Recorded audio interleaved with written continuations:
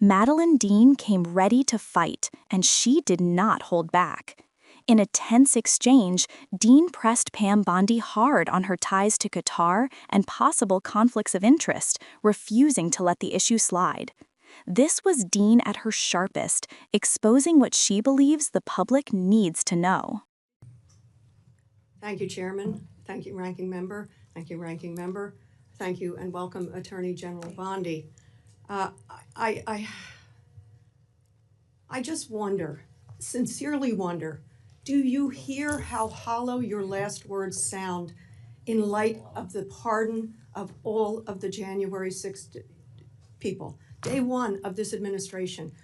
I believe you're sincere. You want to protect law enforcement, but your principal, the president, pardoned every single one on January 6th. It rings hollow when you say these words, that if you spit on a police officer, we're going to go after you. Talk to my friends who are Capitol Police officers who were here, 5 of whom are no longer here. They are dead. And this administration, and I guess I want to ask you, did you have any advice for the president when he came forward with the blanket pardon on January 20th? What advice did you offer the president? I am never going to talk about conversations, advice Were you asked in any for, way. Were you asked I'm for never advice? going to talk about discussions I've had Because or have not had. You'll If I remember, can answer with the President of the United yes or no? States. Did you give him any advice, yes or no?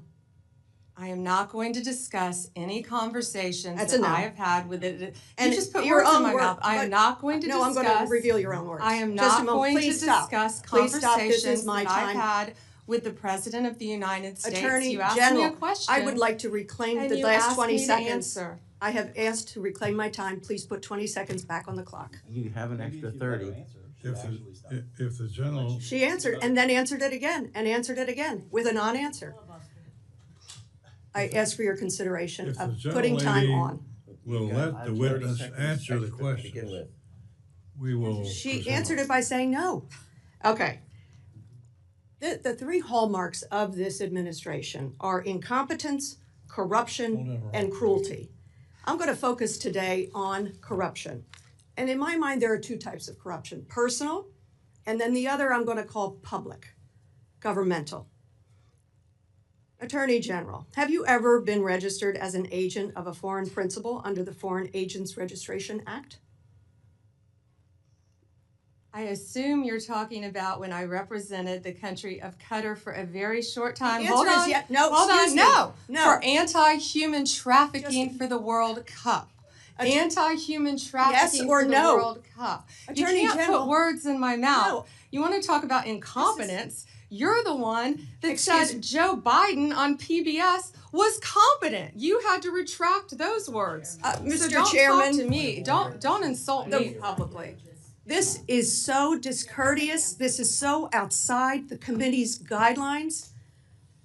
Taking a personal shot at me while swiping at Biden? Very strange and very unprofessional of you. The answer is yes or no, and the answer is yes. You were registered as a lobbyist for Qatar. Is that correct? Yes. Never mind. Don't answer.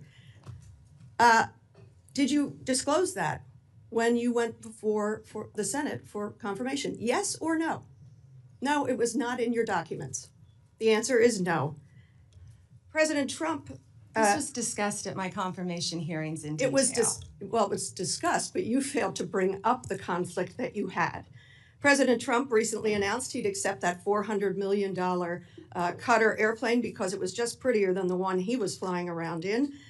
Is it true that you gave advice that this was legally permissible? Yes or no?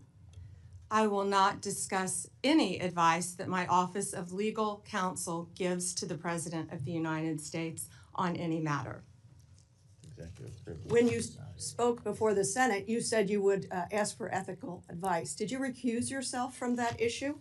And talking about unprofessional, you say the President wanted a jet because it's pretty? Excuse Come me. on, this is a Senate, this is a He said it congressional himself. hearing. He said it himself. What just happened in that hearing was more than just political fireworks. It was a clash about trust, ethics, and the role of public servants.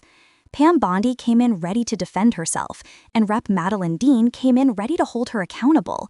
Dean was asking a crucial question. Was there a potential conflict of interest when Bondi, a former state attorney general and now a prominent Trump ally, represented Qatar under the Foreign Agents Registration Act? FARA, as it's known, was passed back in 1938 to keep foreign influence in U.S. politics transparent. The idea is simple. If you're working for a foreign government, the American people have a right to know. Bondi's answer that she only worked on anti-human trafficking issues for the World Cup is an important defense, but what set the hearing on fire was how personal it got. Dean wasn't just pressing for a yes or no answer, she was highlighting a pattern she sees as corruption and lack of disclosure. Then the conversation took a sharp turn to President Trump's decision to accept a luxury Qatar aircraft and whether Bondi gave legal advice about its permissibility. Bondi refused to discuss legal counsel given to the president, which is standard practice for attorneys, but that refusal only added to the tension. Dean used that moment to paint a bigger picture, a government more focused on perks and power than ethics and transparency. What we're really watching here is two very different views of accountability. Dean believes that every potential conflict of interest should be disclosed publicly, and that government officials should be held to the highest ethical standard. Bondi, on the other hand, argues that her work was legal, limited in scope, and that her duty to confidentiality outweighs public curiosity. And this is where the hearing becomes more than just a partisan clash. It's a civics lesson in real time. How much transparency should we demand from public officials? How far should congressional oversight go before it starts interfering with executive privilege? And where is the line between necessary legal confidentiality and the public's right to know? These are not abstract questions. They go to the heart of how a democracy functions. When trust in government is low, hearings like this are where citizens get to see whether leaders are willing to answer tough questions or hide behind procedure. This moment reminds us that accountability isn't just about one party grilling another. It's about protecting the integrity of the institutions we all depend on. Whether you think Dean went too far or Bondi was right to hold her ground, this exchange forces all of us to think about what we expect from the people in power. So, as you watch this, don't just focus on the drama. Think about the principle behind it. How do we, as voters and citizens, make sure that the people representing us are acting in our best interest and not just their own? If you believe that transparency and accountability should never depend on which party is in power, then this hearing matters, because it's exactly where those values are being tested.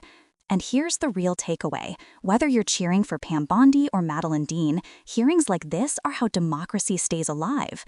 They may look messy, they may sound confrontational, but they're part of the process that forces power to answer to the people. If you think this matters, make sure to share this clip and drop a comment with where you stand. Do you think Pam Bondi had a duty to disclose more? Or do you think Dean's questioning crossed the line?